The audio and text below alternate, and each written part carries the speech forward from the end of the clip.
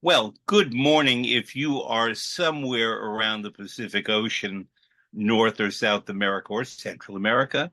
Good afternoon if you are in New York or New Haven, Connecticut, Queens, New York specifically. Um, Good evening to people all around the world. People all around the world have seen the work of my wonderful guest today, who I will introduce you in one moment. But this is Fred Plotkin on Fridays on Adagio, the place where classical music happens. As you know, Adagio is a video and audio streaming platform dedicated to supporting artists and to bringing opera and classical music to music lovers throughout the world. My guest today is Wendall K. Harrington, whose work I figured out I've admired for 45 years. And her work is so diverse and so excellent in so many ways that we won't be able to cover all of it, but I want to cover a lot of it because more than anyone else, I think she changed my view of how theater and opera can be produced. And as someone who was trained in lighting design, you don't know this about me because we've never met, by Gilbert Helmsley, and then worked in La Scala and the Metropolitan Opera in lots of places, often in production, sometimes in management. Um, that's what I do. And I look to the leaders and the visionaries, the people who cast light and shadow, and make me think in new ways about classic works and also enrich what are new works for me. So whether it's a Broadway musical like They're Playing Our Song, which was a very popular Broadway musical at its time, whether it's a brand new opera by William Bolcom, Ricky Ian Gordon, we can name Philip Glass, we can name a lot of them. Whether it's really a massive amount of theater. And Wendell, when I talk about theater, I basically think of theater, in other words, theatrical productions, plays and musicals, and opera as cousins. They're all in the same family, but some of the aesthetic values are different. To me, ballet is different, dance is different because they're not speaking. And the word is not usually there, but except a Martha Graham ballet on occasion. But the music is there, and the music provides the narrative more than would the words and music in opera or theater. But Wendall K. Harrington, first off, welcome. I do want to say that you are the 2024 recipient of the Tony Award, the highest honor in the American theater, for a lifetime of achievement. And you describe it yourself as that you illuminate the emotion in words and music. Now, you are described also as a theatrical projection designer, sometimes production designer. I don't want to define you. I would like to ask you to explain what you do and where you start from when you are handed a piece of work on the page. Oh, thanks, Fred. I am a little Italian girl from Queens who was and is obsessed with music. And obsessed in the sense that I have a certain kind of synesthesia that makes me see pictures. Um, I was raised in opera, Puccini and Verdi only, but there is a definite prejudice in my family, um, and show tunes. And I grew up in New York, and I never saw anything on Broadway until I was in tech for They're Playing Our Song. I mean, it's kind of crazy because I could see the Empire State Building from my bedroom window, but we were not people who went to the theater. So that was 1978 when Yep. Playing Our Song came out. So if you grew up in New York, in Queens, I grew up in Manhattan and Brooklyn, um, but we're not attending theater or opera. Did you access it on the radio, or how did it come to you? Well, the turntable was going all the time, and it went between my mother's love of opera and my father's love of jazz, and I kind of float between those two things. And then there were a lot of musicals, all the West Side Story, all they would buy the musicals, and it was just sort of constantly music. And as your kid, you had chores, and I later got to make a Firebird with Alexei Ratmansky. And I said, Alexei, I have choreographed this in my living room when I was 11. So like, if you need some steps, I have some. So it's just like, I feel the music in a way because I couldn't see it. And I Did would your see Ed family Sullivan. did your family have what we used to call, my family, the appointment with the Metropolitan Opera every Saturday afternoon to hear the broadcast? No, because Okay. my mother on Saturdays, she worked all week, and on Saturdays we cleaned house. And that was, there was an objective. I Yeah. think it would occasionally happen, that it would just happen, but she did not make appointments. And when I was an adult, I bought a subscription to the opera so that I could take my mother. I dated my mother. We did not get along. And I thought, oh, well, we'll do this thing together. And that did also not go well because, a subscription to the opera is many things. You also get Salome. No, Yes. so it was like between sitting next to her and having her kind of hum along with, La Boheme, you also got Salome. What is this? So we only did that once, but Got it. so I that's my asked background. because in my family, my father was responsible for me on Saturdays, and we had a big day together always. He was a musician, but we got Saturdays during the day. And it usually involved going to the orthodontist, then going to a bakery in Brooklyn that we loved, whose name I'm suddenly forgetting, Ebinger's, which was a Yeah, of classic, course, and of then course. buying Ebinger's in bulk, and then going to my grandmother's house in Queens. And my father would deposit me with my grandmother, and he would go off and do errands and come back at about 5 o'clock. So the afternoon was spent with my grandmother, who made sandwiches or food. We would eat Ebinger's cake, and we always put on the radio, and we always put on WQXR to hear the opera. So that for me, it was my grandmother who did not go to the opera. She was too poor. She didn't have that. But she would say, her name is Mimi, and she's just entering the room, and she's holding a candle, and his name is Rodolfo, and he's a poet, and her candle goes out. But, I don't know whether she blew it out because she may want to find him in the dark. And I was 5 and 6 years old, and she was telling me all of these stories. And she knew Tannhäuser, she knew Salome, she knew everything. Boris Godunov was a big one in our family. And so by the time I was about 9 or 10, I had the repertoire in my head and the stage directions. And what I became in my head was a visual stage director where I was not seeing it on the stage. Nobody was creating scenery, costumes, and lighting. I was creating my own in my head. So then I actually began as a very young man working in theater and then opera. By I was 16, I began working in opera. And I had all of that stage direction in my head. So I had a concept of how these things should be done. It didn't mean mine was the correct one. I was a child. But nonetheless, to me, the music was associated with action. And I love that you described that the music was associated with image and sight and visuals. And I would love, because that's not how, I mean, my visuals were rudimentary scenery, but not to the degree that the stuff that you've created in your career, which has inspired me so much, must have begun somewhere. And how did that happen?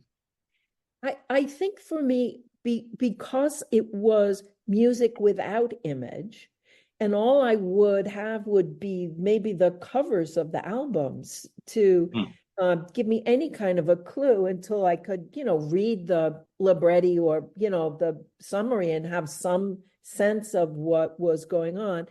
And because I like to dance, but just move around the room. So I just built these stories in my head. And, the family lore was that the first song that I sang was Mi Chiamano Mimi, because that was like, and my mother's name was Mimi. Okay. So, it was like, it just felt like my skin, if that makes sense. You Mm-hmm. just feel like embraced by it. And I just always was the visual kid. You know, I'm to this day, I'm not a great drawer, but I like to do it. And so even in grade school, I was the one, tasked with drawing the rosary on the blackboard, or, Mhm. doing those things that the nuns would want someone to do. Um, and I like looking. It's the thing I care for most. And it's what I teach as well, is that you have to spend a lifetime looking and really, really looking. And I think all of those things just kind of brew a soup of a kind of desire to make something out of the soup that you have. I, for decades, have been laboring on a biography or book, not quite a biography, it's evolved, of a very famous artist. And with his work, I basically decided years ago, the more you look, the more you see. Hmm. So that it was incumbent upon me to travel the world to see all of this artist's work, and I have now. And every time a drawing appears, I will travel and ask to see that drawing. But taking that massive life and all of his work, and I'm not an art historian, um, and turning it into what has frankly become my desire to see more and look more. And I'm not going to name him. I'll tell you after who he is. Um, but I remember vividly that I traveled to a city in northern France that had one drawing by this artist, and I was allowed to sit with it for 4 hours in a room, white gloves on, and not touch it and just look at it.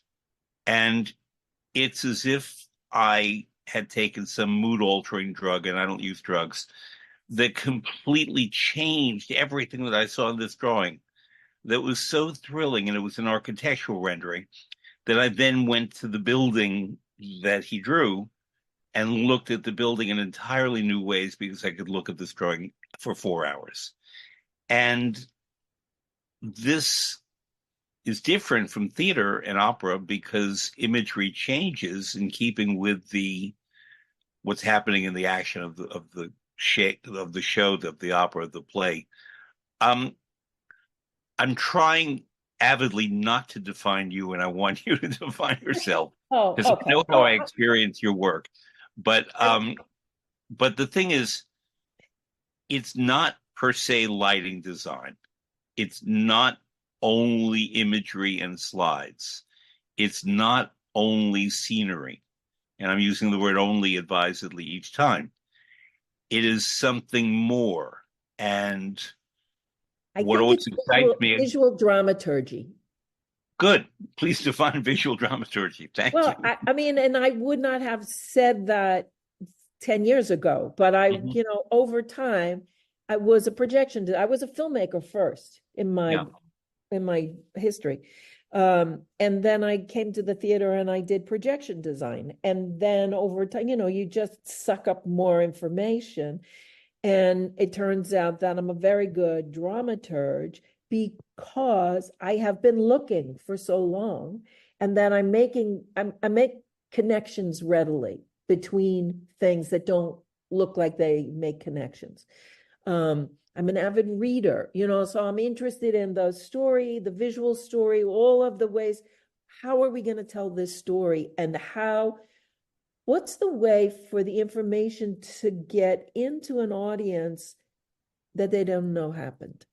So that for me is when my experience in theater is the best things that happen are 10 blocks from the theater, when you go, huh, and like the penny drops, because somehow things were planted. The story was complex. It was beautiful. It didn't lumber along in a linear way. And then, things come together in pieces.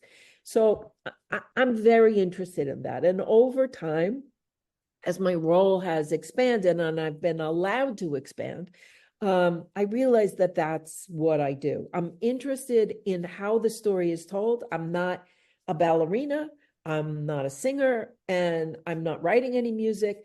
But if you give me these objects, I will think through how an audience perceives, because I want to feel what they feel.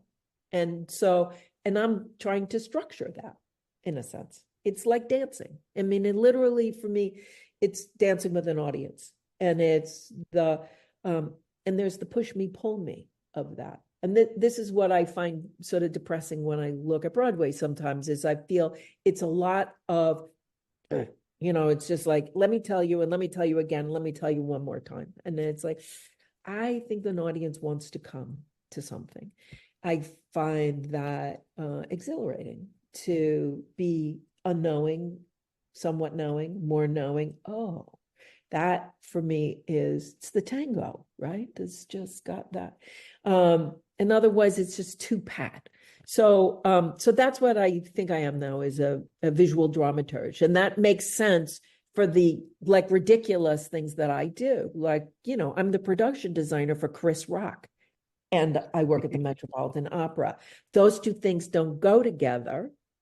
But in both cases, there are people who trust me to present the material well. So that's what I do. Somewhere in the 1990s, I had left the Met by then, although I still did a lot of stuff there, but I left full-time employment at the Met. And I traveled a lot in the United States and Europe, being a consultant to theater companies, but especially opera companies, about how to economize, but without ruining the art. And one of the things that I spoke of was using light and projections in the place of, let's call it, hard, solid scenery that you had to move. And when done beautifully the way you do it, it's very effective. I found that certain people who try to do what you do, either it's all overkill with lighting or so many projections that you lose track of the actors and the singers and the dancers. And what you do, in my experience, is you're going to tell me, do you integrate your work into theirs? Do they integrate their work into yours? What does a stage director and, let's call it, a scenic designer do, and costume designer do vis-a-vis what you do? How does it integrate?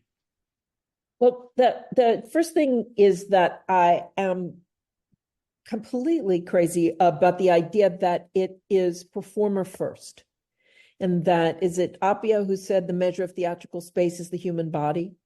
Mm-hmm. So from the beginning, I'm always trying to bring that into the conversation, that the prosceniums are not too high, that things are not too good, because anything that lessens the impact of the 98.6 human on the other side of the footlights, because that's all we have. The day we screw that up, we're out of work, right? I mean, it's human to human contact. So if you make people look small, and that's what oppresses me about what I see, dazzling projection, because it has a kind of perfection that humans can never have. That's not good. That's a bad contrast. So these are the things that I try to talk about with the team. Color is a very important part of that. I think that it may be that I came to a discovery when I was doing Tommy about that if I tuned my work, the projections that I was making, to the costume color, I could make images weirder because they were on bodies. Like, there's a lot of crazy sort of psychedelic stuff. It's tuned very carefully to the clothing, that literally color by color, so that ultimately everything just goes down and it's got feet on a stage. So it renders it human, even though it's like big. So if you think it's pushing the humans forward, you're already in the right place.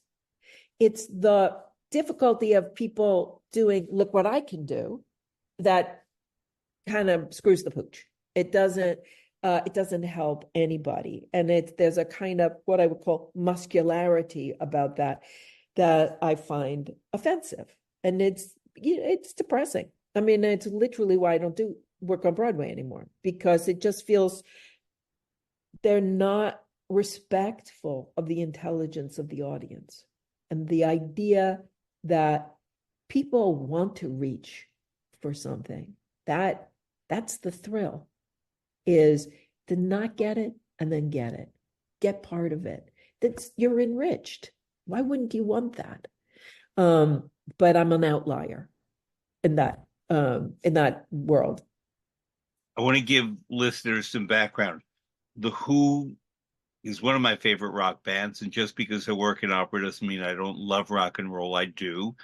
Um, their work, Tommy, I think of as completely as an opera. And the first time I heard it was when the Who did it in concert at the Metropolitan Opera House. And what I remember from that night, I was a teenager, was the smell of the theater, which I had never smelled at the Met before, which was marijuana. I didn't know what that was. And but then there was I think, a wonderful film by Ken Russell that somehow grasped the feeling of that opera and the the arc of time from impoverished Britain to victory in World War II to everything that that opera chronicles that we don't necessarily think of, to the arrival of rock and roll and violence and drugs. And it chronicles everything. And the film did it so incredibly well that when I went in 1993 to see it on Broadway, and was that the one with Michael Cerveris? Yeah. We're pals a bit. He's very, very talented. Um, There. and he was a remarkable performer as Tommy, but the whole cast was great. And I knew of your work, but I knew of it more for things like They're Playing Our Song than for Tommy. And I I was interested to see what you would do. And I felt that it was note perfect in terms of communicating the story, but without Ken Russell's visuals of the film. It could not, we couldn't have baked beans and champagne and things flying everywhere all over beautiful Anne Margaret and the crowd. So it had to be done differently. And it was a theatrical experience completely. So in other words, it was what I heard in my head when I went to hear the Who at the Metropolitan Opera House, um, translated into visual imagery that never dominated. And there's so much visual in that opera, from my point of view, that But there's 2000, there were 2000, over 2000 slides in the show as it played. And I probably made 10,000. So there's a lot of visuals in there. so, but talk to me then, because we're talking 1993, which is 31 years ago. Um, the advance of technology since you began to work, I'm sure things are much more computerized now, but when you talk about making a slide in the 90s, what did My that God, entail? no, I mean it's like, stone tools. I mean, and in Tommy, every image is made up of actually 18 slides. They were divided into 18 pieces because the throw distance at the St. James is so short. Yeah. So every single image has to have a perfectly calibrated 18 to make the picture, and then you're animating. So then it's perfect, perfect, perfect, perfect. I had a studio full of women, and that was how that happened. I mean, I've one great partner, Bo Erickson, who, I mean, we literally bought our first computer to do that. That little Macintosh that looks like this, that we didn't actually really know how to use. So it's pretty much a handcraft at that point. So, you're literally shooting down with a camera and making all these slides, then cutting all this film, then mounting them in little glass slides, putting them in trays and getting them right. And that is, it's like making a tapestry. I mean, it was just that much handwork. And I had a studio full of women with white gloves and a brilliant assistant, Sage Carter, who does three-dimensional chess. And that's how that worked. It was impossible, and we did it anyway. I mean, the equipment was stretched to the limits, and people were saying, it can't be done. And I was like, well, it might. And we just, So, for listeners who may not know the St. James Theater on West 44th Street, it is one of the larger Broadway houses, but uncomfortable in certain ways. It's where I went first. I saw Hello Dolly there in 1964. And it's a great theater. I think I saw Patty Lupone and Gypsy there, and I've been to basically everything they do at the St. James I go to. But it's a very high theater, and you have to do a lot of climbing. The proscenium arch is pretty broad. And I'm asking this because the sight lines in a theater factor into the kind of projections that you create. But let's talk specifically about that large, broad theater that's very high. How do you design slides and visual scenery, if I can use that word, for a house like that as opposed to a more conventional theater? Well, the grid that was built, I want to say was 16 high by 47 wide. So that was the grid that we worked at. Now, the St. James has always been the most shallow of the musical houses. It has since had its back wall moved back No. for Frozen.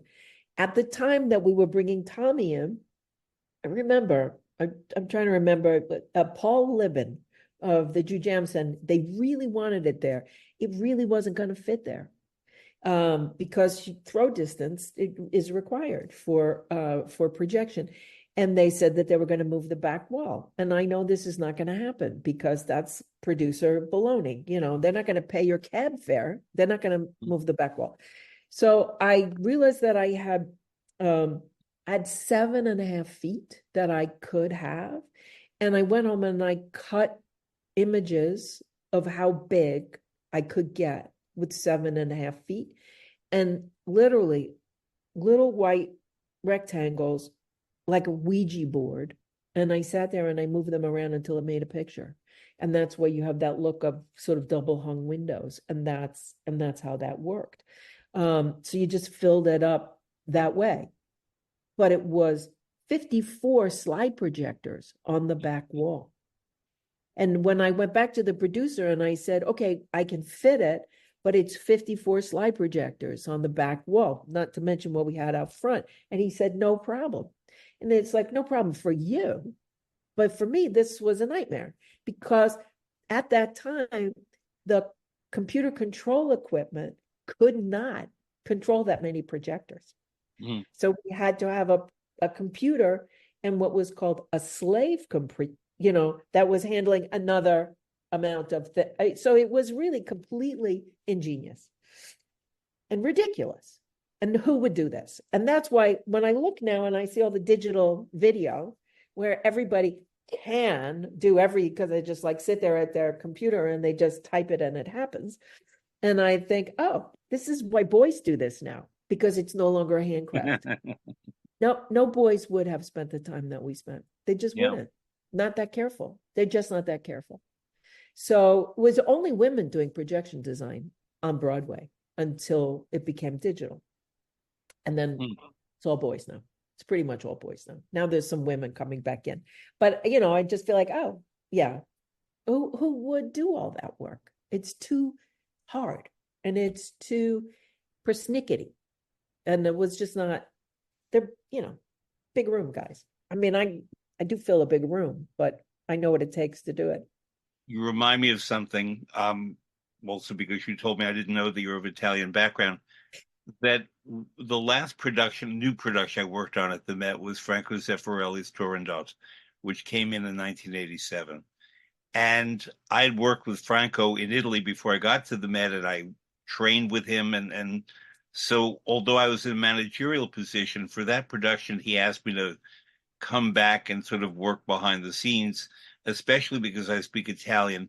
And he brought Italian women over, only women, to do all the hand work, whether it was the putting together a piece of scenery and props on the stage, whether it was making all the Chinese influenced costumes, whether it was making the wig for Ava Martone, which had 10,000 beads. And he had these three tiny Florentine ladies with tiny hands making this wig, this headdress really, for Ava Martone. And Ava Martone, great artist, but temperamental, had a meltdown, let's say, at the final dress rehearsal, and took off this headpiece and threw it to the ground. Oh, And the 10,000 beads went everywhere. They went into violins and drums and timpani in the orchestra and all over the stage and into the stage machinery Oh, Jesus. that 3 days later we had to make everything run. What was remarkable, it's kind of like um, a Rossellini film set in Sicily, that the second the headpiece hit the ground, five women in black, tiny women, appeared like the widows at the death or in Zorba the Greek in that scene, grabbing beads like crazy. And they sat up for 72 hours putting this headpiece together. And Eva Martone realized what she had done, and she was profoundly apologetic about that. And brought them all Hungarian pastries and brought them gifts and felt very guilty. But it was remarkable the way these women jumped into action, never said non si può, I can't do it. They just said, okay, we're going to put this together, and opening night is in 3 days. And they did. And other people vacuumed up the beads from the orchestra pit and from the stage machinery, from the lifts. And they recovered almost all of the 10,000 beads. And the show went on, and people wouldn't know. But that's what we were doing for 3 days from the final dress to opening night. And I mention that because I don't see men having done that. I hear No, I exactly think what they you're would have talking gotten a about. fight about it. Yeah, I mean, women, we just do because that's what we do. I yeah. mean, I jarred tomatoes, I made wine, I pushed out the tortellini. Well, I do that You too. don't sit there. Yeah. And I mean, with my grandparents, I mean, that's how I was raised. Yeah, So I'm not afraid of hard work. I'm still not afraid of hard work. yeah. And I'm happy to be engaged, Hmm. and if you have a purpose and especially if what you're making is beauty, I can't imagine the thing that would make me sit down. It just hasn't happened yet. I mean, I'm up there. I'm in my, mid 70s and I've been working for a very long time. And I got a granddaughter this year, and everybody says, when are you going to retire? I said, they're going to shoot me. I mean, it's not work. This is my joy. And I just want to see. I want to see how that will work. Will that work? Does that work? Oh, what about that? What about this? And so I can't imagine turning that off. I mean, certainly I'm not working like I used to, mostly because there's young kids who are Right. getting the gigs. But I I'm gonna keep going until they take me out in the back. Where in Italy is your family from? Oh, they're all Southern. I'm from the red sauce world. Vico Equenza, Avellino, and Cava di Terena. All And in Campania. Wonderful. I asked because you said you were pushing out tortellini, and that's Emilia Romagna. well, I know, but we did learn, we weren't Okay. stupid. I do that here because come on, Emilia Romagna, that's where the food is. I'm not casting any aspersions against my people, but if they said you can only be one place in Italy, I would be in Parma. I many, many years ago, for my first cookbook, I was working at the Met, wanted to write a cookbook about the cuisine of Emilia Romagna because I went to college in Bologna, so I grew up learning that food. And um, I went to or I was asked to come by a very famous publisher, and they said to me, "What do you want to write about?" And I said, "About the food of Emilia Romagna." And they said, "Is that your girlfriend?" And they didn't know at the time the name of the region. They knew Bologna, they knew Parma, but they didn't know the region. So I wound up writing a pasta cookbook. And at the same time, a woman who was now my dear friend, Lynn Rosetto Casper, Oh, was it's a great beginning one. to write a magnificent cookbook, the best possible, called The Splendid Table, which is It's about one the of my food. treasures. Yeah. I'll introduce you. Lynn and I are good friends. Oh my In God, fact, she she's the appeared on one goddess. of these programs a few years ago. And but I mention that because I wonder whether the arrival of technology in all of its forms is a hindrance to creativity, or is it a different kind of creativity now where it's focused on the screen? I think I think that it's in its terrible twos, or at least that's my hope, that we're going through a period that I hope will broaden people's minds at some point. I hope that. I can't say that for sure, even including the use of AI, which is, in many ways scary. It's scary for a lot of people for, it's scary, period. And the question is, what is it going to be used for, and how is it going to do us good? On one hand, it does aid creativity or can aid creativity. But on the other hand, I feel that people will sit back, and the only thing I want out of a theater audience is that they should lean in. And the way that you ask people to lean in is by not giving them enough information. Is that they want more. They can't see it. It's like the lights. You can't turn all the lights on. It has to be shaped in a way that makes people say, ooh, everything should feel like candles. And so the thing about AI is like when you can have everything, that I don't know that that's a benefit, because it eliminates imagination. It says this is the answer. And I don't know, you can't stop it. I can't stop the, screens are everywhere part of life. All I can do is try to as preach my gospel, to my students, and hope to make a better way of thinking about it. Opera is opera with your eyes closed. I mean, that's the gift, is that you can have your own imagination about a world. And to make things too specific, too predictable, I think is harmful. Actually harmful. It's not just not good. It's not just not beautiful. I think it's harmful because you're robbing people of an experience that is valuable. It makes it passive. Yeah. When you said before that the audience is your most important target, your collaborator, and so on, but audiences are different. Even if you have the same show on Broadway, the audience on Wednesday afternoon is very different from the audience on Friday night. And how do you, when I write a book, I try to envision the reader, not my readers, but a reader who I'm writing for, whether he or she is in my profession or not. But I try to have a strong sense of who that is, and I write for that person. And one time I was in Denver, and a 39-year-old man came up to me and he said, I feel like you wrote Opera 101 just for me. And I said, I did. I envisioned a 39-year-old single man in Denver. And but the point is that very clearly audiences are different. And we're not even getting to the fact that, if I write a book, I'm doing it alone mostly. But you are working with actors, dancers, singers, designers, directors, producers, all of those people, all of whom have their priorities and needs and interests, and you are bringing something that frankly they don't see on the stage if they're on the stage, and therefore you're creating something that integrates into the production.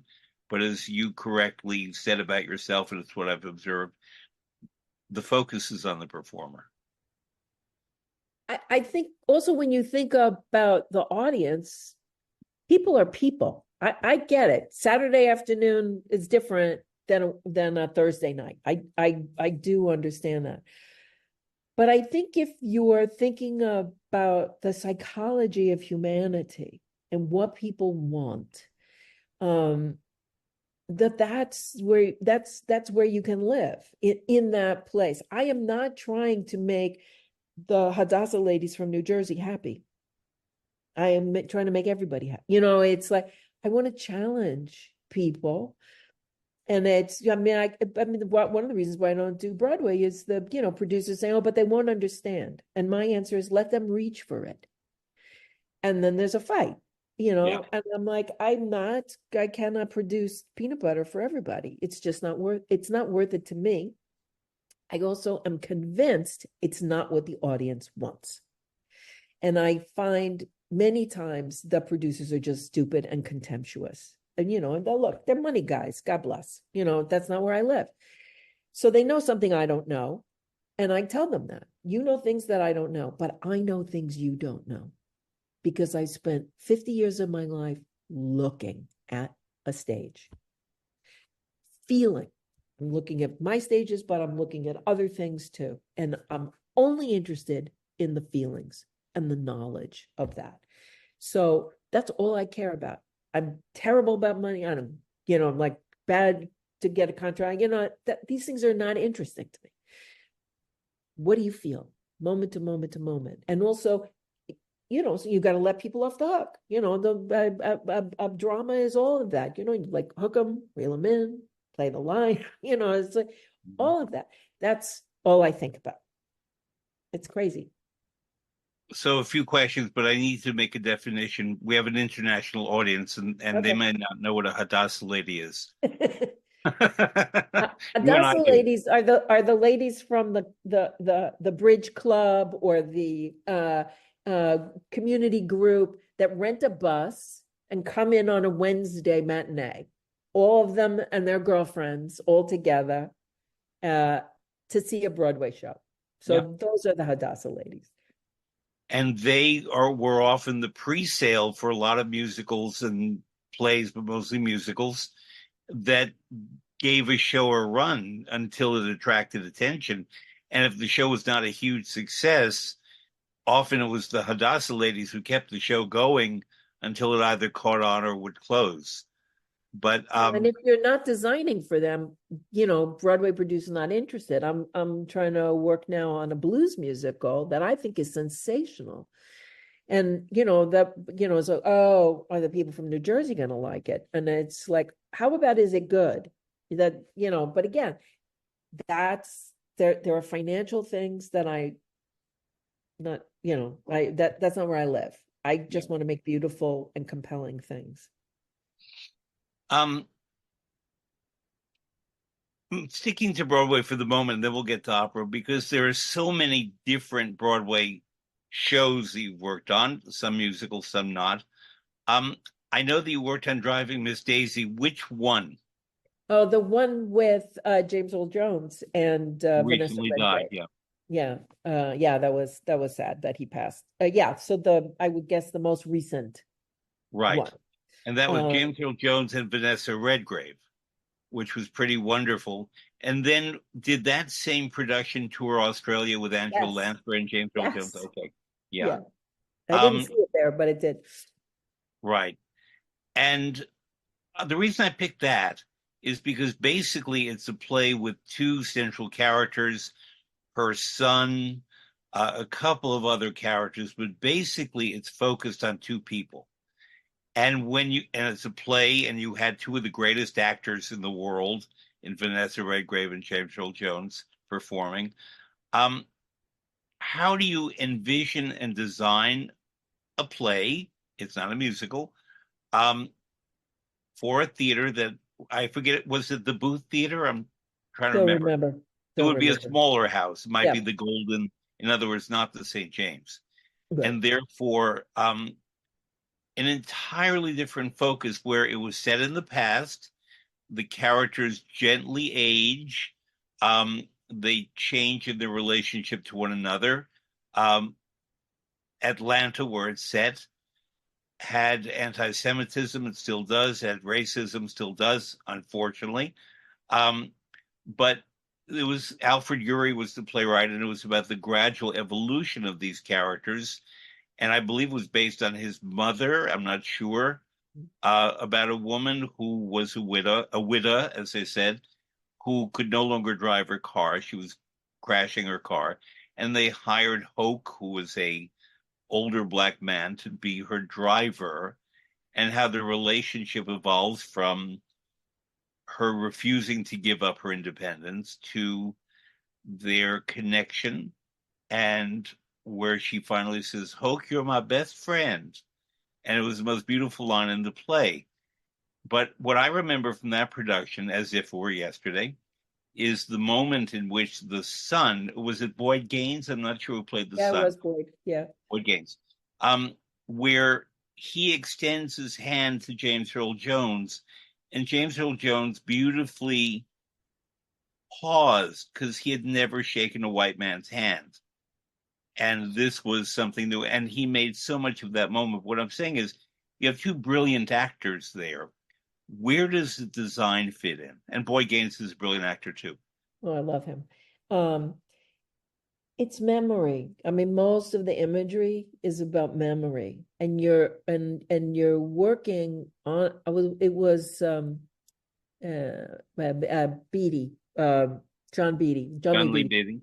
And so what mostly I'm doing is trying to make the set breathe so that I'm not erasing anything. There's a moment when they're gonna go to the daughter-in-law's house for Christmas or something, and it's like, oh, just that low, very low sense of sparkly 50s overdone lights in front of a house, but not so much that you could see it.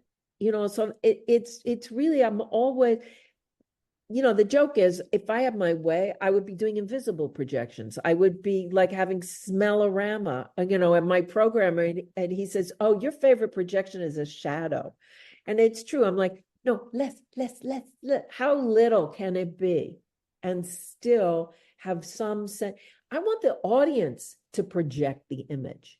I want them to think that they put it there.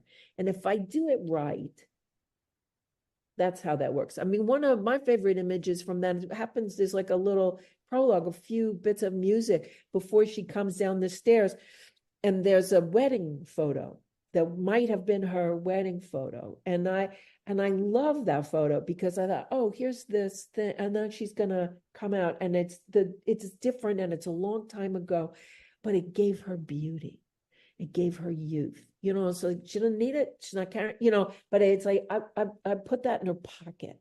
So when she comes down the stairs and she's not young and she's not so beautiful, that's what I'm trying, like, it's little, just like leaving this little trail of ideas, that people do put the pieces together.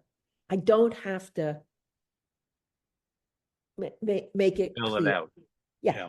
And then if people get a slightly different story, that's good too. It's all in the field. It's not the Gettysburg Address. It doesn't have to be these words. It has to be feeling. Your feeling about that woman in that 20s wedding dress is different than my feeling about that woman. It's like, great. That's great. Then everybody we all bring ourselves to the theater. And we're bringing ourselves hoping to be changed by it. That's the reason to go.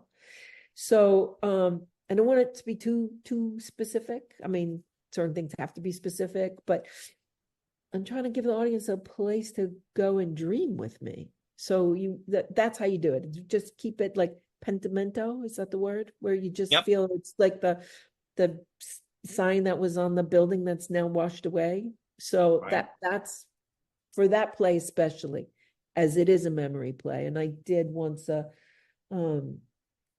Glass Menagerie, it's another memory play. It has to feel like breathing. And that's the goal. The playwright Lillian Hellman wrote a memoir. She wrote many, but the one that I read that influenced me at the right time was called Pentimento. Oh, right. I think that's it where I has first heard that double word. meaning, because it is, number one, it is, as you described, it's if an artist does a wash of color or preparatory design, and the artist I was telling you I'm living with for 45 years is one of those guys, is if he does that but then regrets what he has done. Pentimento means, pentire means to repent for something. Oh, So wow. it's two things. It's both that. I used to go around New York City with a camera that took slides, and I was creating a series called New York Pentimento, and I would photograph signs on walls like a stocking company or a button company, where suddenly a building is coming down and it reveals the adjacent painted sign from 1926. And then when that building goes down, I would have the slides and the pentimento because we no longer had the buildings. But let's stick with Driving Miss Daisy because it's a perfect example. two magnificent actors, Vanessa Redgrave and James Earl Jones. At a certain point, they probably stepped off the stage and sat in the audience to look at the set, to watch tech, perhaps, tech meaning the rehearsal, all the technical things are gone through. Um, how, if at all, did they integrate the visuals into their performance that you know I of? don't know. To tell you the truth, I don't know that I ever saw them in the house. Huh? I don't think they came and sat and looked. I mean, maybe Huh. they did, but I didn't see it. I mean, Hmm. it's kind of funny I mean, when I think about it, only with Tommy, just because it was such a long haul, and that I started in La Jolla with them. It's not so often that I even work with the act, like even get to know who's who. I mean, there's been a few musicals that have been so long involved and painful that like everybody at Ragtime was a family, and that's because of Frank Galati. Um, but Driving Miss Daisy, if I had not interviewed James Earl Jones when I was working at Esquire, I don't think I would have spoken a word to him. Hmm. It's not, they're not, they were not friendly. I mean, in that, I'm sure Right. they're friendly to other people, but we're just worker bees doing our job. I only met him once. I met him in 1968 when I went to see The Great White Hope, the play he was starring in on Broadway with Jane Alexander. So he was a youngish actor at that point. He did not become the monumental James Earl Jones that we came to know and love, but he, I'm not an autograph collector, though I would like Vanessa Redgrave's, but I asked for his autograph and he gave on the program, which was a white cover of the playbill, he wrote for Fred, peace and love, James Earl Jones. And he did not and, but the plus sign, peace plus love, James Earl Right. Jones, which struck me as unusual. I loved it. It was 1968 when there was a lot of strife going on, but also because um, it was a violent play. It was about a boxer and Yeah, about yeah. racism and about living with a white woman and being vilified and crucified practically for it. And I never met him again. And there are certain actors who I've come to know. Vanessa Redgrave, I have met on various occasions and spoken with her at great length, but I could not bring myself to ask for an autograph. But I want to sort of, you mentioned Frank Galati. I want to use this to detour away, not away from theater, but to bridge theater and opera. And you were involved, you were present at the birth of William Bolcom's A View from the Bridge, a wonderful opera from 1999 based on a wonderful play by Arthur Miller. And I just want you to tell me whatever you did and experienced in that period of working on A View from the Bridge, which premiered at the Lyric Opera of Chicago and came to the Met in a slightly revised version in that the role for Beatrice, the wife, was expanded. That was played by Catherine Malfitano. Yes, she's brilliant. Well, that was, I have to say, among the great experiences of my life. First of all, working with Frank, I also got to work with him on Ragtime and some other play at Steppenwolf. Frank is a genius. He's a genius of emotion. He's like all feeling, Frank. And it's an opera being born, and that was my first experience of an opera being born. So you start to work on it, there's no music. You have it was Arthur Weinstein had written a libretto, so you're starting to think about what it could look like. And so I, grew up Italian. My grandmother lived in Red Hook in Brooklyn. I spent a lot of time in Red Hook, Brooklyn. I knew dock workers. This was the world in which I felt really, I felt very homey in this. And reading the libretto, going back to reading the original source material before we had music, and I started to wander around in the hood and think about, what does this look like? What is this world?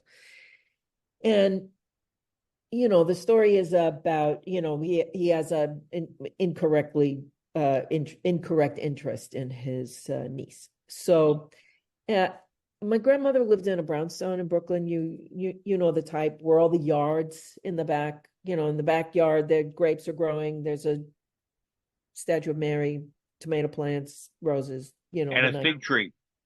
She didn't have a fig tree, but you go down and across you go from her back to into my Aunt Josie, who had the corresponding and then laundry is hung, and you look, and you know everybody is Zidzi this, Zi Pasquale, everybody knows everything.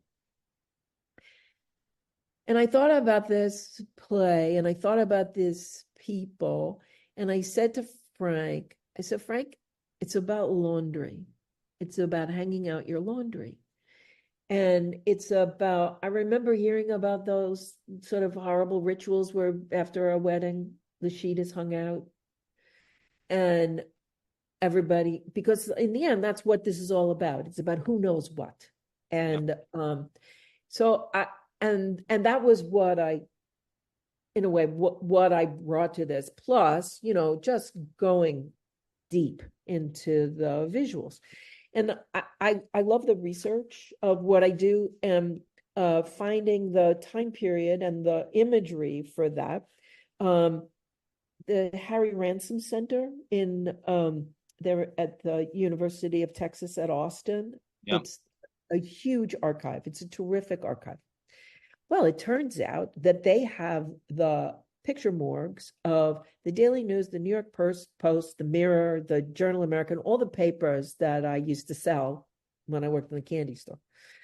So they have all the photos. So it was all there. And you know what else they had? Arthur Miller's papers. Yep. So when I called up and I said, I'm looking for this or that and the other thing, and they said, oh, we have Arthur Miller's papers here. I said, no, thanks. But so I had to go deep into the research. Santo has made a set that is, basically giving me a lot of projection space. Just we have names. Was this Santo Loquasto? Santo Loquasto is a great set designer. Okay. So he was a set designer. I'm trying to think of who the lighting designer is, and I'm going to be crucified because I can't remember. Oh, Dwayne Schuler. Yeah. Dwayne Schuler. And another prize student of Gilbert Helmsley. Oh, yes. What a gem. What a lovely man. So, so the thing about doing something that's a morning like this is that you have a lot of time to discuss and to think about it, which is different than when somebody says, here, you're going to do La Boheme, and everybody kind of knows what the story is. So there was a lot of wonderful, productive meetings about what this all felt like, and doing the research and bringing the pictures and having these conversations about what we all think this is. So we put it up in Chicago. There's a thing called Summer Tech, where you come into a room without singers. And we had a cassette tape of Bill playing the piano and singing. It was, it could not have been worse. It was, it just really, there was nothing, he's like. But his wife is a singer. She didn't sing any of it? No, she did not. She did not. Yeah. And so we had this tape, and then we're like sitting there sort of moving scenery and looking at projections and looking and seeing, oh, that'll work. That's not going to work. It's an epic story. It really is Greek. It just really feels, and it does feel that they're coming from Syracuse, that all of that. So the epic nature of that, also the epic nature and the Italian family. Do you come from an Italian family? Come on, all Italian families are epic, and the arguments and the feelings are big. There's nobody's holding back, and so it felt like home, Fred, is all I can say. I just never felt, it was incredibly hard work. We're using Pani films. Nobody uses that anymore. They were like 6 inches tall by 100 feet long. What are Pani films? There's a Pani is a projector made by Ludwig Pani in the 1920s in Germany. A lot of opera houses use it, made large format slides, originally hand painted on glass. By the 90s, they had developed something that was a scroller. But it's like a film strip, so it goes this way or it goes this way. So you have to decide which way things are going to go. And then it can stop and you can be in a place. Making the films, yeah, it's too boring to go into, but let me tell you, it was doing brain surgery with stone tools. We had to teach a laboratory in New York how to do it, literally. So, but I did, because girls got to have a big picture. So it was fantastic. And then there comes that part where Arthur Miller writes lyrics for, I mean, it's just so incredibly beautiful, that about when the boy is gonna have to go back to Italy. And I think Arthur Weinstein is just a brilliant librettist, and I think everything that he's written is great. But this was like a cherry on top of the cake. So we have this, so we like work very hard, and we rehearse, and then we have an opening night at the Chicago Lyric. And opera, you're gonna go out and you're gonna stand in the wings because they're gonna ask you to take a bow. That doesn't happen on Broadway. And I had not done that very often for a few ballets. And standing there, the singers are taking bows, and it's me and Frank and Dwayne and Santo is there. And Arthur Miller comes behind me and he says, "The images are like characters." And I thought, kill me now. Like, there's never going to be a better day than this. And so I have a very big feeling about this. I wish that it got around more. I wish, for Bill's sake, because I think it's a beautiful opera.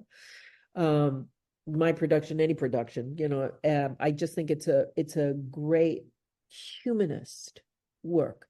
And it's so real. There's nothing, I mean, yes, the emotions are epic, but the people that live next door to my grandmother. They're people. And even with the opening music, the word that Bill has at the top of the music is, he calls it clangorous. Mm-hmm. And the first words that are sung are, "Hey, Eddie." It's just, come on. That for American opera, I love that. I love the nearness of that. I'm going to give listeners who may not know the play or the opera a little bit of background, and you can join me. Arthur Miller set this in the Red Hook part of Brooklyn. People who know On the Waterfront, the film, would have some sense of the ambiente, of the environment of that. But it is, as you said, like a Greek tragedy. And the Sicilians in the play are from Siracusa, which is the Greekest part of Sicily. It was the third largest city in ancient Greece. And it was the story of two brothers who arrive in New York in the port of Red Hook, and they're taken in by Eddie Carbone, who's a dock worker, and his wife, Beatrice. They have their daughter, whose name I'm forgetting, Eleonora, I forget. Catherine, I think. Catherine, yeah. And the older brother is all about wanting to work, basically, and earn a living and send money back to Sicily, where the family is in dire straits. The younger brother is taken with the lights of New York. He's blonde, and there are blonde Sicilians. People don't know that. And he feels an attraction to Catherine and vice versa. And Eddie Carbone, who has taken them into his house, becomes angry, and there is violence. And this was in the original Miller play. There are so many Miller plays about paternal figures and then two brothers or sons. We see this in All My Sons. We see this in Death of a Salesman. It's an ongoing theme, Cain and Abel, whatever you want to talk about. But your designs, as well as Bolkan's music, really evoked the flavor, the contrasting flavors of the Italianness, but also that New York City brightness and splash that the younger brother really is drawn to. And he wants to stay, and I forget the name of the beautiful song that he sings about New York City lights. Oh yeah, that is a beautiful aria. I can't think of it either. Yeah, I think it is the New York City lights. And they're here illegally. And so Eddie is able to expose them. Right. And he does, and they're sent back to Sicily.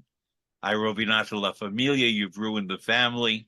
And it's incredible. And also his own marriage to Beatrice, all of that is just incredibly operatic. Yeah. And it evolved a bit when it came to the Met. I should say that I was at the premiere in Chicago because one of my jobs there was to interview in front of an audience Arthur Miller and talk to him about his Brooklyn and that setting and some of the themes I just alluded to a bit. But it came to the Met. It was wonderful at the Met too. I believe it was Kim Josephson. Am I correct? Kim Playing Eddie Josephson is, as far as I know, is the only person who's ever played it because we did it in Rome and he yeah. also sent it there. And Gregory Ture was the younger brother, and Richard Bernstein maybe was the older brother. I'm not sure. But it was really special. And it's something that I would love to see come back. Um, a production of yours that I did not see, but I want to ask you about for specific reasons that I think you'll quickly understand, is Korngold's Die Tote Stadt. And the reason I'm asking you about that is because one of the most influential opera productions that we all knew in New York, whether we worked on it, I did not, or saw it repeated times, was by the director Frank Corsaro, who directed it at the New York City Opera in 1975. So just before you began working in theater and opera. And there were films in that production, as opposed to images and slides. There were actual films of Bruges, the dying city. And it remained a production that everyone referred to and spoke about as a breakthrough in terms of operatic production, theatrical production. Did you see that? And then tell me about the production you I worked on. saw it after.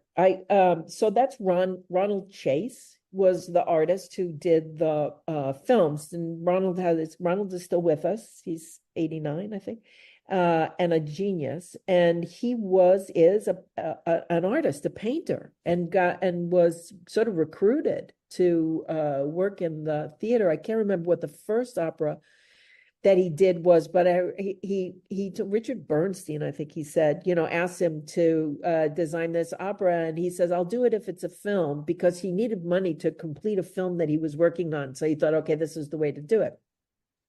So I did not know Ron until later when it had a revival, and the place where I was working, Staging Techniques, they were recutting the film for him, and then I got to see it. So and Ron was the one who sort of taught me visually about the scrim in the front, that singers behind an image could still be seen, and that you created this sort of sense of infinity and depth with imagery from both ends. So that was for me a really a remarkable thing to understand, because again, it's the thing that appeals to me, this idea of this more poetic image, or the ephemeral image. So being behind a scrim where you're enveloped by image, for me, that's very sexy. So the Todesstadt that I did in Denmark at the Aarhus. I did a number of operas there. I worked with a designer by the name of Michael Melby, who you might know as a singer. He's a very dear friend of mine. He was one of the first people to be on this show many years ago. Okay, so Michael very quickly began as a baritone. We met when he was Papageno at the Met, and I was working there. He was Von Karajan's Papageno of choice. He had a wonderful career as a baritone, but he comes from many generations of visual artists. And at a certain point, he moved early on to stage direction, stage design, and now he's one of the leading portrait painters in Denmark, and he has a home in Italy, in Tuscany, and he's marvelous. So talk about Michael, please. So I met Michael when he presented a idea for a Nutcracker, and I was present. He didn't get the job, but we became friends, and he called me to work on a ballet, which is where I met Alexei Ratmansky, the great choreographer, which was life-changing for me. We've since done, I think, 9 ballets together, and I helped to bring him to the United States.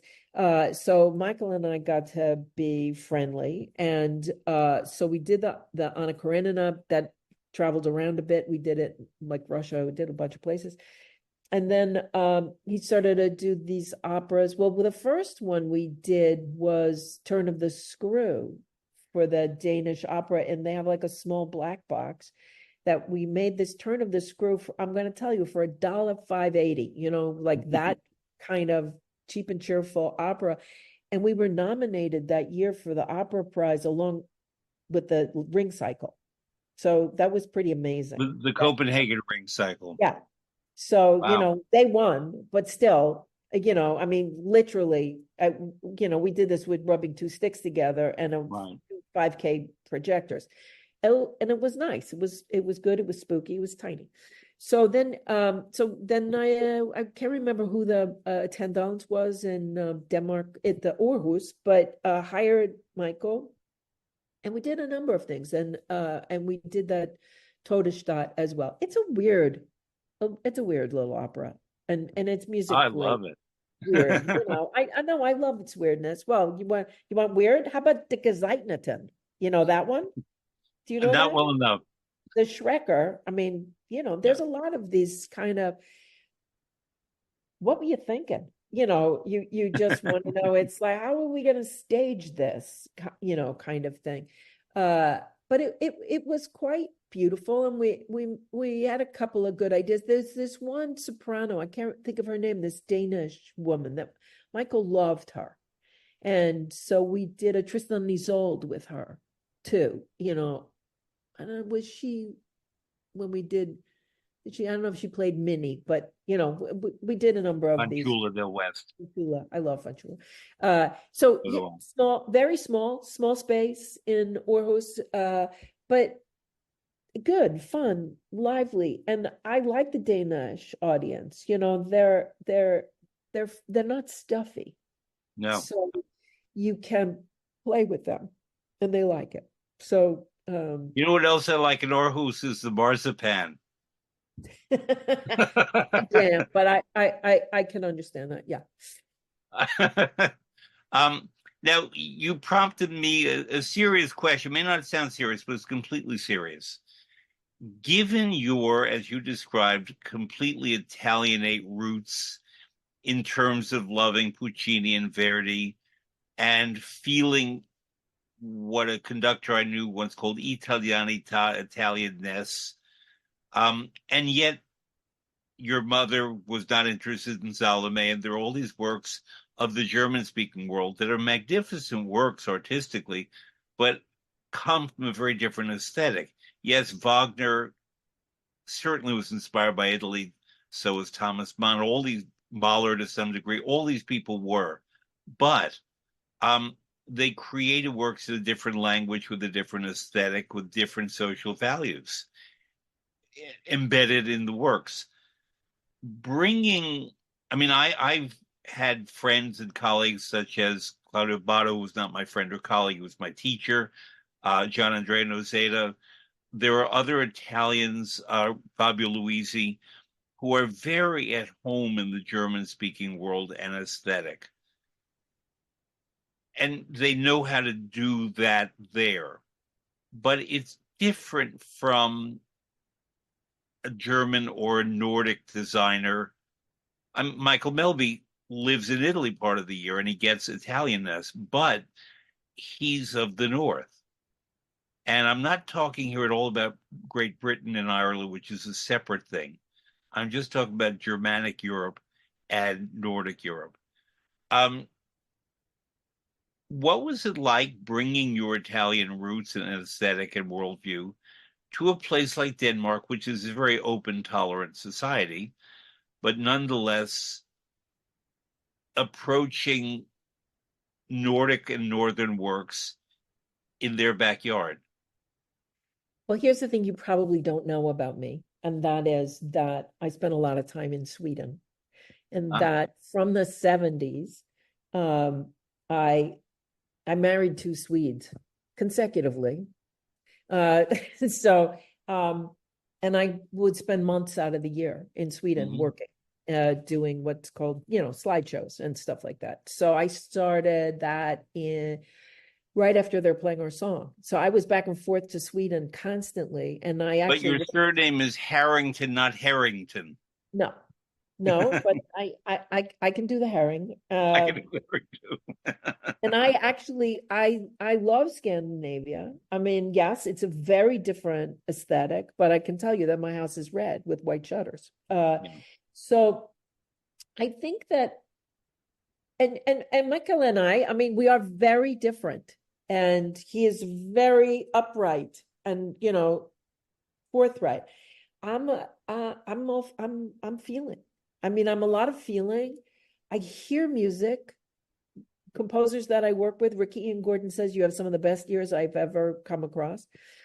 I don't read music. I don't write music. I don't play an instrument, but my ears are very, very good. I'm sensitive to what I hear.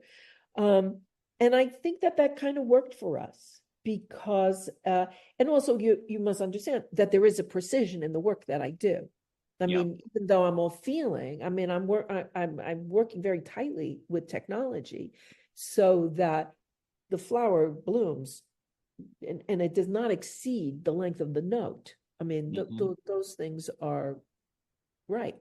So I feel like we had a very sort of lighthearted conversation about that, and we pretty much, set designers tend to stay out of my way. It's like to begin with, Doug Schmidt and I, when we did their Playing Our Song, that was very, very close because it's the first thing I was ever doing.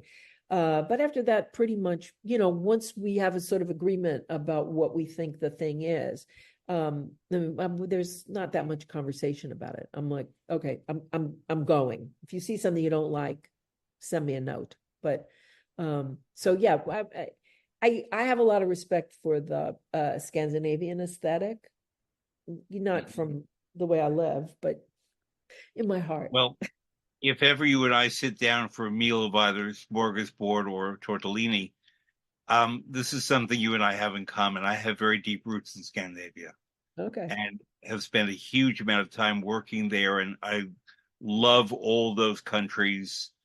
And really, I've traveled not just to Stockholm and Oslo and so on, but to the far north, to Samiland, to all over Finland, to the Russian border, all over Iceland, and I love all of that a lot. But I think the precision thing that you talk about is something that is not only the reserve of German watchmakers in Dresden or Swedish ball bearing makers, but there's something known as the fine Italian hand. And Absolutely. Luigi Barzini wrote about it in a very sexist book, but a wonderful book anyway, called The Italians from 1964. And he devoted a whole chapter that really influenced me about the fine Italian hand.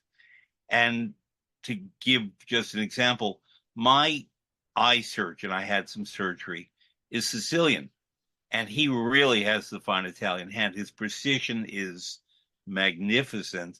And wherever you go in Italy, that same sense of la mano, manualità, disegno, design I mean, the is, hats, the yeah, gloves, the lace. I mean, all of everything. those things. That's not, that it's that, I because my children are Swedish, and we spent a lot of time in Sweden every summer. A couple of years ago, I took them to Italy, and took them to all the villages where my family came from. And I told them, I said, I want you to go to Italy in case you need to throw a plate. I want you to know that that's also in your, you also have that in your background, that everything is not like this.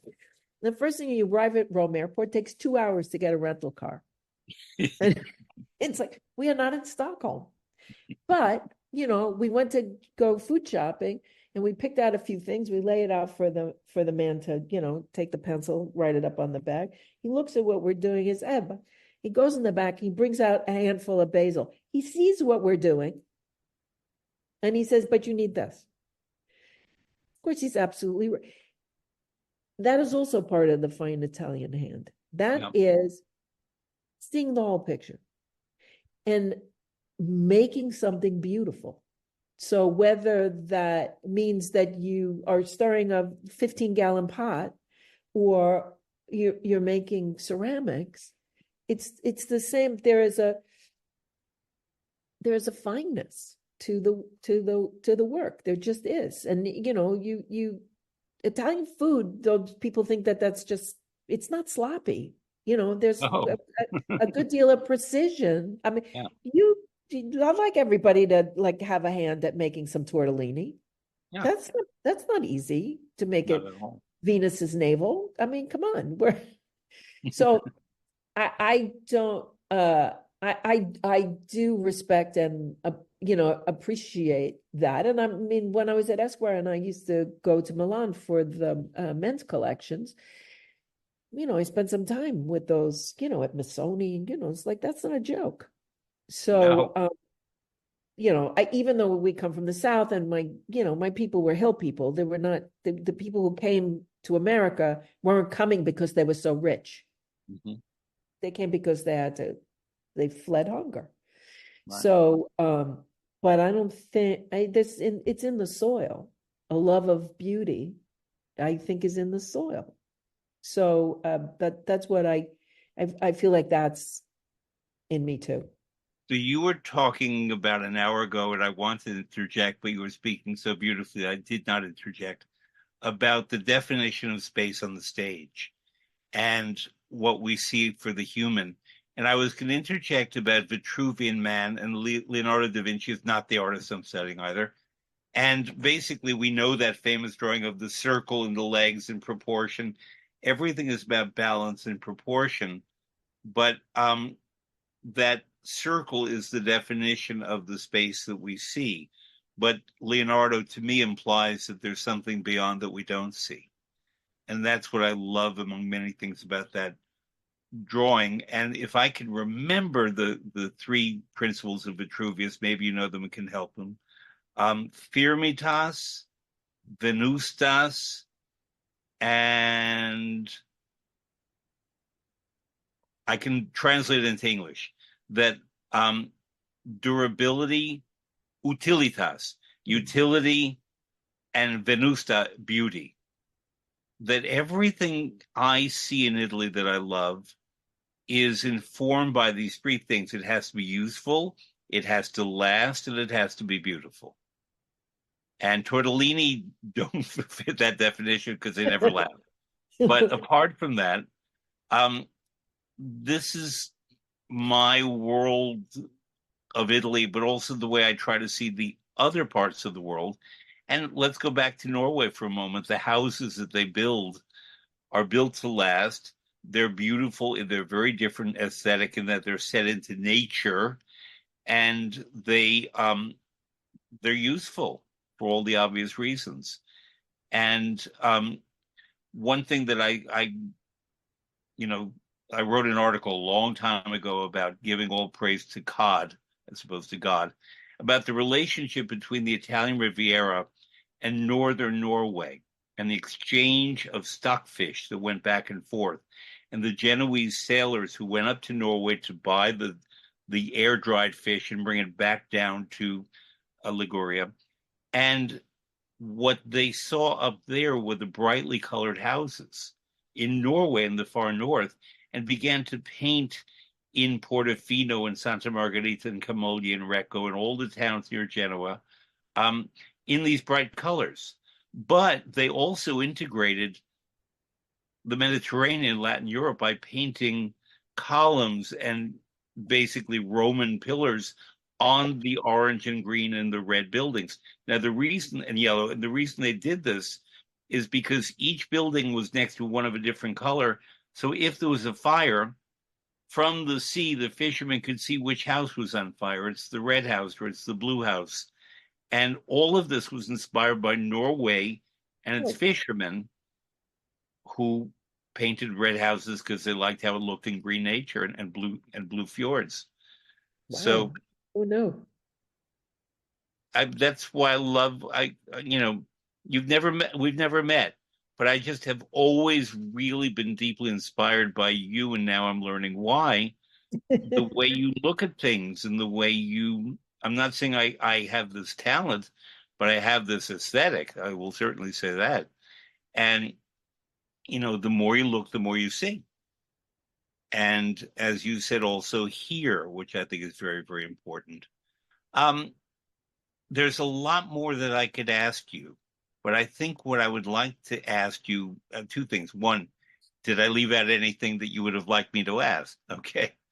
Um, Number two, I would love for you to describe, for people who don't know, and include me in that, what's the difference between projections and lighting design and scenic design?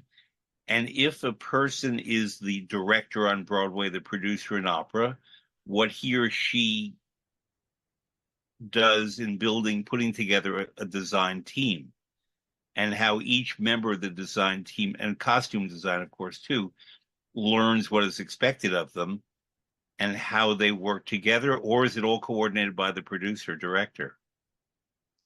Oh, well, different shows are different. So it depends on, in many cases, there's different kinds of producers now that I'm a grown-up. In the old days, what I would say is producers produced more. People like Manny Eisenberg, who was what I would call a great old school producer. For me, he's the icon.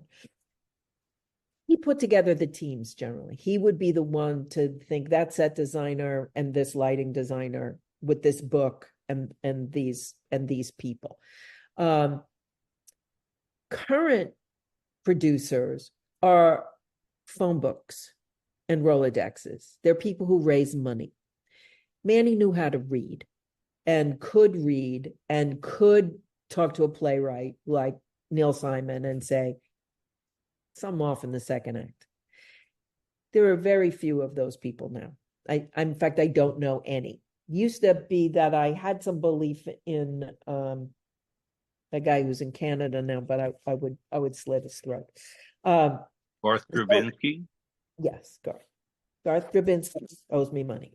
So I belong to a vast league of people. But Garth, I have to say, as crazy as he is, he's a man of the theater. He actually feels things. But a lot of these guys, they just take tickets and they write notes.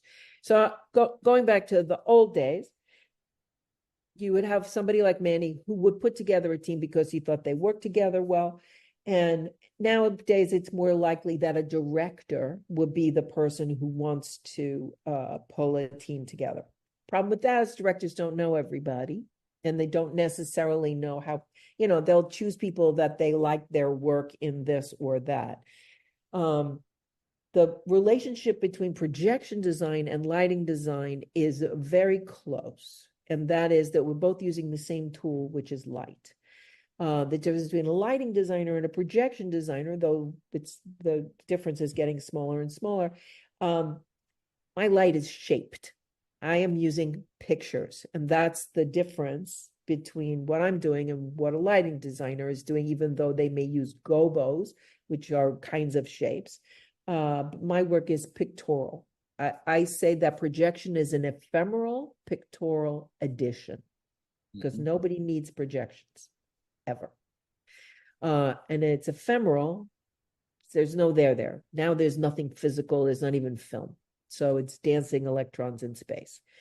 So that's what makes it ephemeral. And it's a pictorial. So I am using images. Even if my images are extremely abstract, it is in fact an image or based on an image or evoking an image.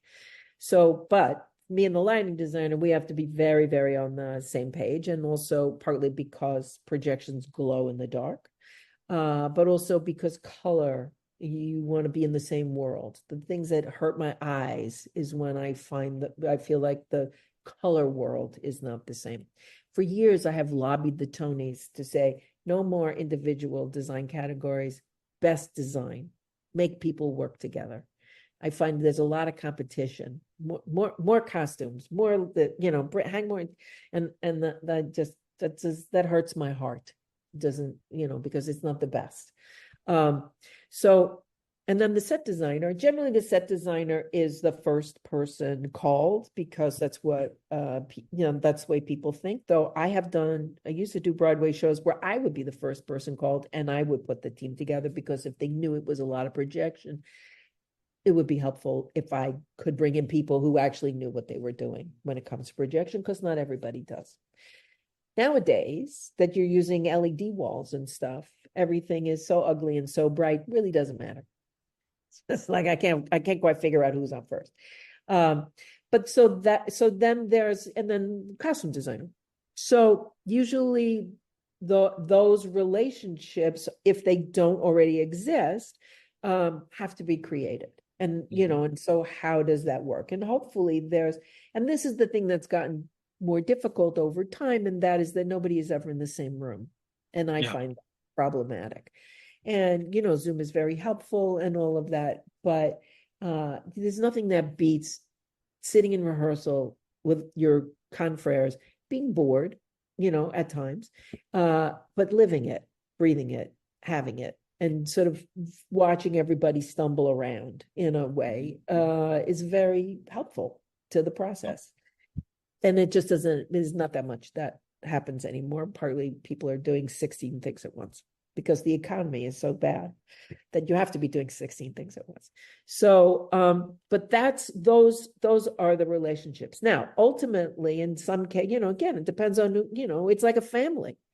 Sometimes, the mother's got all the power, and sometimes it's the older brother, so sometimes it's the director who is very pragmatic or very emphatic about what he wants and doesn't want, who may have no understanding of the technology or what's required for what he wants, but great, we're all going to hear him out.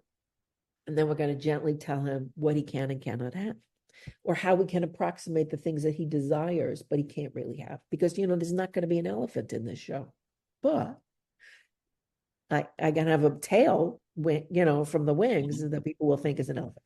So there's that. And then again, depending on personalities and stuff like that, I don't think you'd be surprised, Fred, to hear that I probably talk a great deal in my relations. I have a lot of opinions. I bring a lot to the room. Sometimes, it depends on who you're working with. The very secure directors are so happy because I have and here's my box of books. And how about this? How about this? How about this? How about this? How about this? How about this? Because I'm curious. And I don't know what it's going to be. And I don't want to know yet what it's going to be. And other people find that really annoying. But I'm an experimenter. And it could be anything. Come on, who's to say? When I was in Paris, I saw that they had advertisements for a La Boheme on the Moon. I don't know, don't know how that. Food production, I know. Yeah. So curious. I didn't see it, but I'm sort of curious what, it's like she takes off her thing and then she dies. Okay, that makes sense. So that's and then so you have that relationship, and then everybody goes away and does all their things.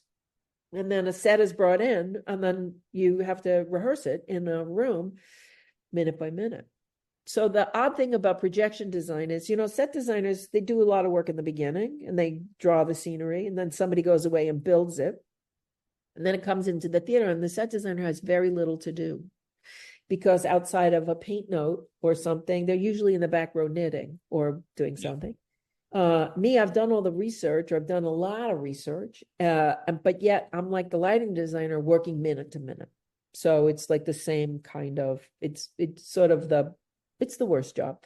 It's the best job, because you're doing a lot more work. And, and it depends again on the personalities of how much of the costumes will I see until I see them on stage. Doing a thing like Tommy, I was very, I wanted all the costume color because I built the show on the costume color. And sometimes that's really important to sometimes it's the lining of somebody's jacket. It's going to fly open. That for me is the inspiring color. Not everybody's going to see that. But for me, it feels like, oh, yeah, if that jacket flies open, that's going to be great.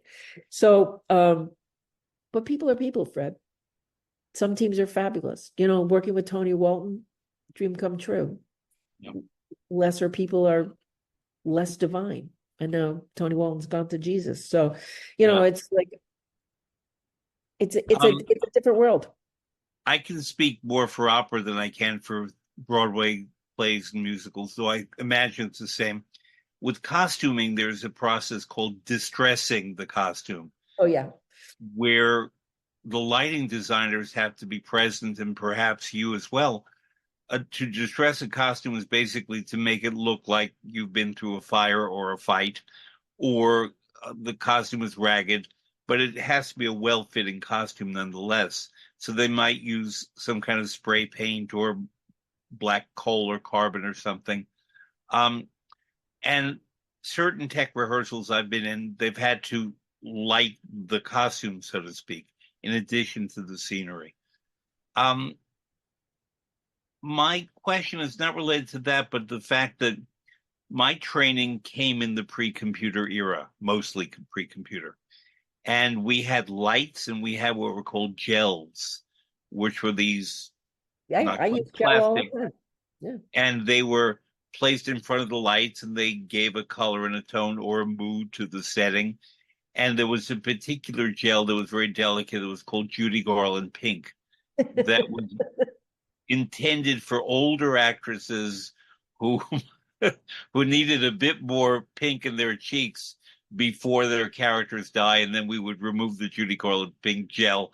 And this particular gel was very delicate, and it would melt very quickly. And we needed a lot more Judy Garland pink than any other gel. Nowadays, from what I know, because I've not kept up in the lighting world, almost everything is done by computer. Yeah, it's dichroic filters.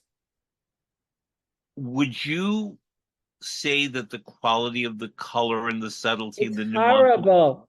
Yeah, It's that, horrible. yeah, that I was just got my back from sense. But Seattle, yeah, and I'm working on this ballet, and it's like you cannot get the right color. And I'm there, I'm saying that color is not found in nature. Don't put it out there. I did a musical called The Civil Wars, and I could have killed the lighting designer. I just felt like every time somebody died, this like purple beam of light would hit them, and and there would be so much smoke in the air. I said, so let me get this right, that like the Civil War was lost because aliens picked up all these bodies, because that's what it felt like to me. Those colors come from, it's some color mixing thing that they do, that the computer does. And this is the thing that I'm always explaining to young lighting designers, and that is the lamp is the lamp. So the lamp color, and same with the projector, lamp is blue. At its heart, it's blue. Nothing that you do will make it not blue. You're going to like put in all the computer controls. You can call it yellow until the cows come home. It's going to be blue. It'll be green because you put all that yellow on it. Same thing with projectors, with video projectors, their light source is blue. So what I do is actually, speaking of gel, is like I will take something called no color sun and put it over the window in front of the projector, because that will then warm everything up. But the problem is that those colors are not found in nature. And that for me is heartbreaking. That you can't put people, again, the theatrical space is about the human body. If you're gonna light the people, there's no Judy Garland pink anymore. There's some approximation of it, but I'm telling you, it's bluer than Judy Garland pink. I mean, the other day I was trying to make the Rose Adagio for the Sleeping Beauty. And, I'm projecting this. Actually, I took the image of the very pink tutu. And I'm layering roses onto it. And it's like, it's too purple. It's too purple because the lamp is blue. Blue light, yeah. So, and it's like, oof. And the people who are making money at this, for them, this is not a problem. So, ultimately, we get the hand-me-downs, as I did always. I got all the hand-me-downs from rock and roll. That's how my world has grown. I got panties from opera, but other things came from rock and roll world. When it's a problem for them, it'll get fixed, but it's not a problem for them yet. So theater does not have enough money to wag that dog. That's just not. I don't see that happening, but I do my best. While I'm sensitive to everything you discussed in terms of the visuals, My bugaboo, my pet peeve, my bête noire is what's called sound design, because you cannot design sound. There is sound. And I'm not ancient. You and I are not ancient, but we grew up hearing actors and singers, including on Broadway, sing without amplification. And I heard all of them, really, all the great Broadway stars sing and speak without amplification. In the Opera House, 99% of the time, thank God, we don't have amplification. Grounded has a sound designer. Which does? Grounded. Isn't that opening this weekend? The new opera? Grounded. Yeah. Opened recently at the Metropolitan Opera. Um, and I did not hear it yet, so I can't speak to it. But sound design, where you're doing effects, we have that in Salome, Right. where John is the Baptist is deep down in the cistern, and they amplify that. But in almost every case, it's not sound design; it's natural sound. The orchestra is unamplified, the chorus, the soloist are not amplified. For listeners who often ask me this question, if you see a little something plugged in the singer's ear, that's usually because they're doing a radio broadcast or something related to that, but they're not being amplified. A couple of singers, yes, have been, but really not. And that's why, in truth, I continue to go to a lot more opera and orchestral and concert music. I love Broadway theater when it's good, but I cannot take the tinniness. And when you go into a Broadway house, often there's a person seated in the back of the orchestra with a huge console moving controls all the time. And I inevitably go up to that person and say, it's way too loud. And you have orchestral musicians surrounding us, and it's surround sound. And in some theaters, they have the speakers right where the audience members are, and you're not hearing the actor, you're hearing the speaker. And to me, that's the death of theater more than, Also have that yes, in the training of the actors and the singers, that they're not trained to do that. Judi yeah, Dench does not need to be amplified. no, She just doesn't. And I did Amy's View with her, and I worked a bit at the National. There was a whole very different kind, but again, I put that at the producers who are asking for that kind of bright sound. I don't think the directors are asking for that. So that would not be my guess. And there is a way for it to sound natural, but it's, I mean, you really have to work very hard at that. When I did Tommy, I invited Stephen Sondheim to come to a preview. So he's sitting down in the orchestra, and the first note of Tommy sounds, he leaps up. I'm standing in the back. He leaps up and he runs up the aisle. And he says, honey, I'm sorry, but my ears are important to me. yeah, I get that. And I worry that the acoustic equivalent of that blue light bulb is sort of flattening our aesthetic experience. Yeah, no, I think that's true, because again, it's an algorithm that's making decisions. It's not always human. There are sound designers who are great and can create a really natural sound. And you just want to say, where's the training? Yeah. That actors is nobody capable of doing that, or is it just that in a cast of 5, only 3 of them can? In which case, compensate. Yeah, it's not my world, so I couldn't really. But I feel you about the sound. It is heartbreaking. It prevents me from going to theater now. Yeah. I go to certain off-Broadway houses that are smaller because the actors are either not terribly mic'd or they're actually speaking without amplification. But many of the big shows See are now on Audra Broadway. and Gypsy. I mean, I would love to see Audra and Gypsy and Danny Burstein. I know those two people. Those two people could fill a house with their voices. Will anybody let them? Don't know. I agree. And Audra McDonald, for people who don't know, is trained in opera and a magnificent artist in every way. And I will attend Gypsy in the winter. but I know what you're saying. So, final question, though I feel I could ask you a million more. You teach at the Yale School of Drama, and you have students, you are meeting the future in effect. Um, I'm completely responsive to your aesthetic ideas.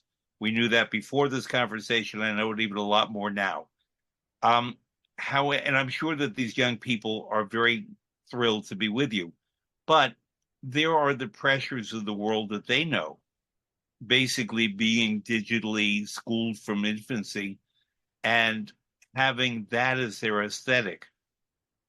How do you open their eyes and ears to what came before and encourage them to think, if not act, but at least to think about those aesthetics and their value? Uh, I'm always talking about humanity and about feeling and about sound. And I certainly have the digital people in my class. I have a lovely young man who's going to graduate this year. And I said, I'm beat that out of you, bro. My job here is to have you make something analog before you leave. And I show silent films because I'm talking about visual iconography. I want them, yes, to understand the history of how we got there. I mean, Thursday, I'm going to bring out all of the little, zoetrope, all the toys, and to look at all of that.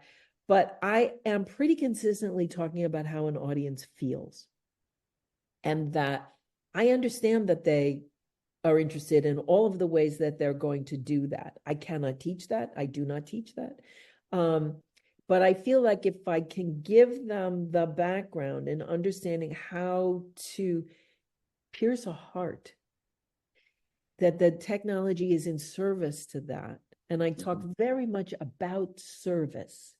For me, service is a word that I really appreciate and I value, and I feel like I am always working in service to the sound, to the whatever there is in front of me, and that there is pride and dignity in that. And so I feel like all I can do is give them this floor upon which to stand. I don't think that they will go wrong. They will have all the tools. They know all the tools. They know how to make anything. But I'm teaching why, and that's all I'm interested in. I don't care about the how.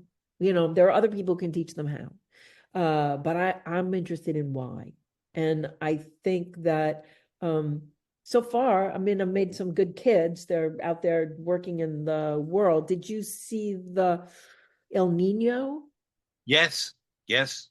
Every one of those, every one of them, including the director, went through my class. And what I was so proud of them because Liliana Blaine, I'm forgetting her name. Yeah, Cruz, Chris, yeah, yeah. So very talented. very talented, and all of those kids, Adam Rigg, all of them that did Skin of Our Teeth, and At got Lincoln Center, which I adored. There was fabulous. And the thing is, what I loved about them, I mean, they're just wonderful people, but it's this, they Yeah, are completing each other. yeah, They're not in competition. And yeah. that is the sort of the beauty of when that can happen. And, I hope, and I know, like, Adam, these are the kids are the troublemakers that, they're the ones that are out there doing really well. The ones that sort of didn't quite do so good in school because they were trouble. They were looking for something more. And so, yeah, that makes me really happy. I love teaching. I love those kids. And I think I can really make a difference because I don't know anybody else who's talking like I am about this. You taught me, and I've been around the block a few times, and I'm so happy that we did this because I see this conversation as something to record so that people in the future can, not in the near future, not the far future, can watch it and learn and understand the ideas that I knew I was responding to aesthetically, but I never spoke to the person doing them. And I'm really very grateful to you for this. And I thank you, Wendall K. Harrington, very, very much. Well, thank you, Fred. It was a pleasure.